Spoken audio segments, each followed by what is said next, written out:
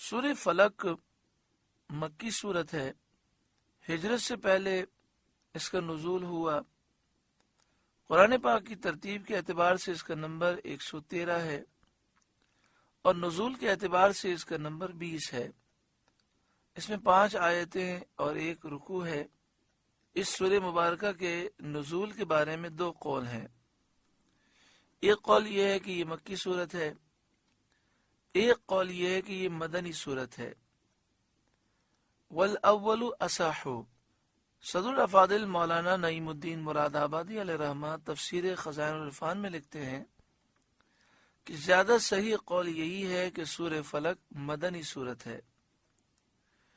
اس صورت میں 23 کلمات اور 74 حروف ہیں۔ اسی طرح سورہ ناس کے بارے میں بھی 2 قول ہیں۔ بعض کہتے ہیں یہ مکی ہے اور اس اعتبار سے نزول کا نمبر 21 ہے، اور بعض کہتے ہیں یہ مدنی ہے۔ صحیح قول یہ ہے کہ یہ مدنی ہے، اور سورہ فلق اور سورہ ناس کا نزول ایک ساتھ ہوا۔ یہ اس وقت نازل ہوئیں جبکہ لبید بن عاصم یہودی اور اس کی بیٹیوں نے حضور سید عالم صلی اللہ علیہ وآلہ وسلم پر جادو کیا، اور حضور صلی اللہ علیہ وآلہ وسلم کے جسم مبارک اور اعضائے ظاہرہ پر اس کا اثر ہوا۔ دل پر، قلب پر، عقل پر، اعتقاد عقیدے پر کچھ اثر نہ ہوا۔ چند دن کے بعد جبریل آئے اور انہوں نے عرض کیا کہ ایک یہودی نے آپ صلی اللہ علیہ وآلہ وسلم پر جادو کیا ہے۔ جادو کا جو کچھ سامان ہے وہ فلاں کنویں میں ایک پتھر کے نیچے داب دیا ہے۔ حضور سید عالم صلی اللہ علیہ وآلہ وسلم نے حضرت علی المرتضی رضی اللہ تعالیٰ عنہ کو بھیجا۔ انہوں نے کنویں کا پانی نکالنے کے بعد پتھر اٹھایا، اس کے نیچے سے کھجور کے گابے کی تھیلی برآمد ہوئی۔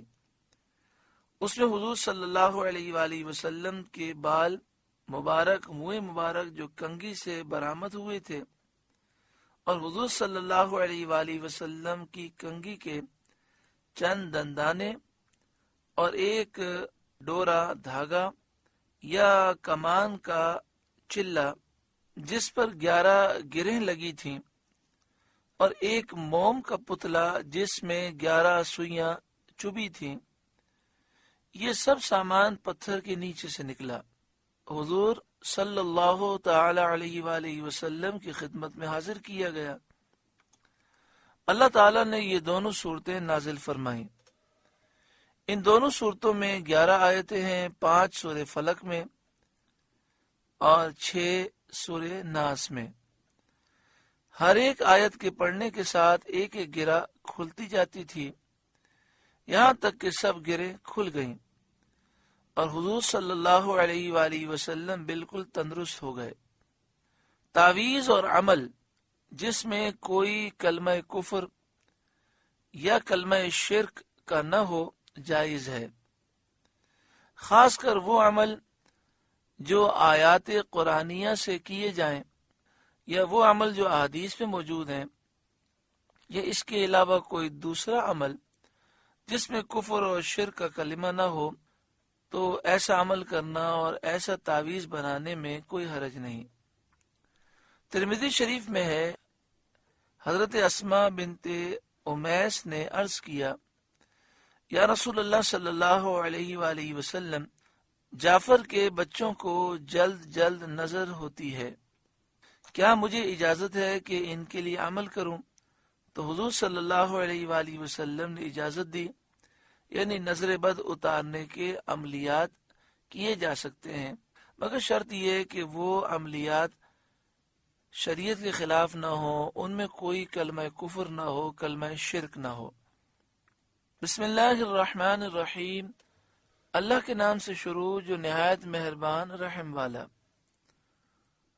قل، اے محبوب آپ فرمائیے، اعوذ برب الفلق، میں اس کی پناہ لیتا ہوں جو صبح کا پیدا کرنے والا ہے۔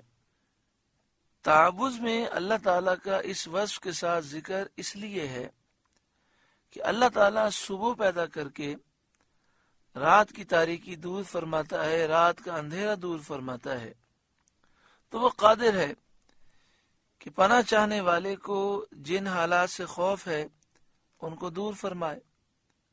نیز جس طرح شب تار میں، اندھیری رات میں آدمی صبح کے طلوع ہونے کا انتظار کرتا ہے، ایسے ہی خوف زدہ شخص امن اور راحت کا منتظر رہتا ہے۔ اس کے علاوہ صبح اہل اضطرار اور اضطراب کی، پریشان لوگوں کی دعاؤں کا اور ان کے قبول ہونے کا وقت ہے۔ تو مراد یہ ہوئی کہ جس وقت ارباب کرب و غم کو کشائش دی جاتی ہے، غمگین لوگوں کے غم دور کیے جاتے ہیں اور دعائیں قبول کی جاتی ہیں، میں اس وقت کے پیدا کرنے والے کی پناہ چاہتا ہوں۔ ایک قول یہ بھی ہے کہ فلک جہنم میں ایک وادی ہے، قل اعوذ برب الفلق، آپ فرمائیے میں اس کی پناہ لیتا ہوں جو صبح کا پیدا کرنے والا ہے، من شر ما خلق، اس کی سب مخلوق کے شر سے، چاہے وہ مخلوق جاندار ہو، جانور ہو، انسان ہو، جنات ہوں یا بے جان چیزیں ہوں، وہ مخلوق مکلف ہو یا غیر مکلف، تمام مخلوق کے ہر شر سے میں اللہ کی پناہ مانگتا ہوں۔ بعض مفسرین نے فرمایا کہ مخلوق سے مراد یہاں خاص ابلیس لعین ہے، جس سے بدتر مخلوق میں کوئی نہیں، اور جادو کے عمل اس کی اور اس کے آوان اور لشکروں کی مدد سے پورے ہوتے ہیں۔ جادو کا جو عمل ہوتا ہے اس میں ابلیس لعین اور دیگر شیاطین کی مدد حاصل کی جاتی ہے۔ تو بعض مفسرین نے فرمایا کہ یہاں مراد ہے کہ میں ابلیس کے شر سے اللہ کی پناہ مانگتا ہوں۔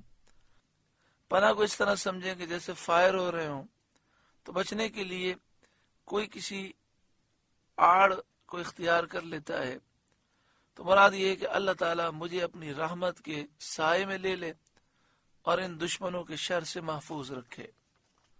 وَمِن شَرِّ غَاسِقٍ إِذَا وَقَبَ، اور اندھیری ڈالنے والے کے شر سے جب وہ ڈوبے۔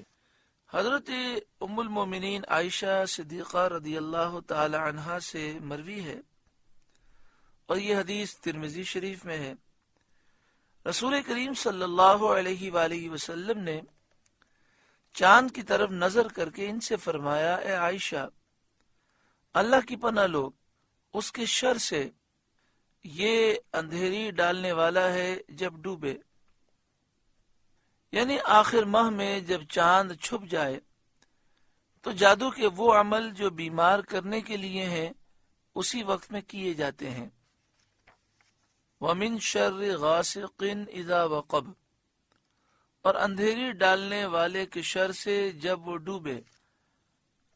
اندھیری ڈالنے والا یعنی چاند جب وہ ڈوب جاتا ہے تو وہ اندھیرا لاتا ہے، اور یہ مہینے کی، اسلامی مہینے کی آخری تاریخوں میں ہوتا ہے۔ جب 29ویں شب آتی ہے تو چاند نظر نہیں آتا، اور اگر مہینہ 30 کا ہو تو 30ویں شب بھی چاند نظر نہیں آتا۔ یہ راتیں ہیں جس میں جادو کے وہ عمل کیے جاتے ہیں جس سے لوگوں کو بیمار کیا جاتا ہے۔